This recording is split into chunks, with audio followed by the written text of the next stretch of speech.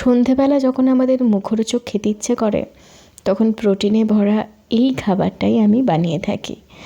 এই খাবারটা তৈরি করতে হাফ চামচ তেল লাগবে। আপনারা দেখতেই পেয়েছেন আমি হাফ চামচ তেল দিয়েছি, দিয়ে জাস্ট খুন্তির সাহায্যে এদিক ওদিক করে নেড়ে নিলাম।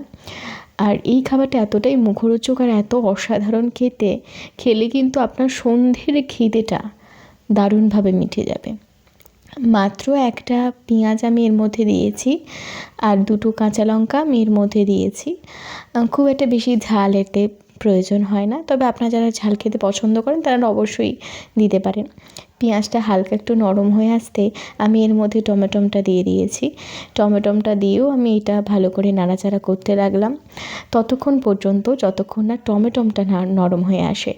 আপনারা চাইলে আপনাদের পছন্দ মতন সবজি মানে গাজর বা ক্যাপসিকামও অ্যাড করতে পারেন। আমার কাছে কিছু ছিল না, সেই কারণে আমি অ্যাড করিনি। মানে হঠাৎ করে মন চেয়ে যে কিছু খাবো, তো আমি এটাই বানিয়ে নিলাম। এখানে আমি সুইট কর্ন অ্যাড করে মিনিট 3-4 মতন নেড়ে নিয়েছি হালকা আঁচে। সুইট কর্নটা হালকা কালচে কালচে চলে এসছে। তখন আমি এর মধ্যে দিয়ে দিয়েছি মুগ কড়াই। মুগ কড়াইটা আমি সারা রাত ভিজিয়ে রেখেছিলাম। আমি ভিজিয়ে রেখে এটা কলা বের করে খাই, কিন্তু এর মধ্যে কলা বের করা এখনও হয়নি।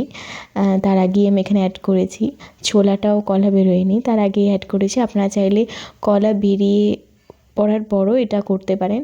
তবে হ্যাঁ, মুগ কড়াই আর ছোলাটা দিয়ে খুব বেশি নাড়ার দরকার নেই। এখানে আমি জাস্ট টেস্টের জন্য একটু পাস্তা মশলা দিয়েছি।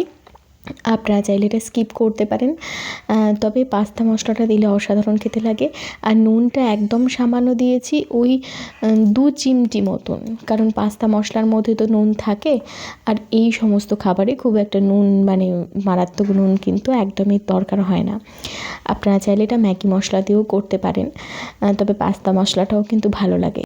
প্রচুর প্রোটিনে ভরা এই খাবারটি আপনারা আপনাদের বাচ্চাদেরকেও খাওয়াতে পারেন। সেক্ষেত্রে আমি বলবো লঙ্কাটা দেবেন না, তবে বাচ্চা বড় সকলেরই খুব প্রিয় হবে এই খাবারটি।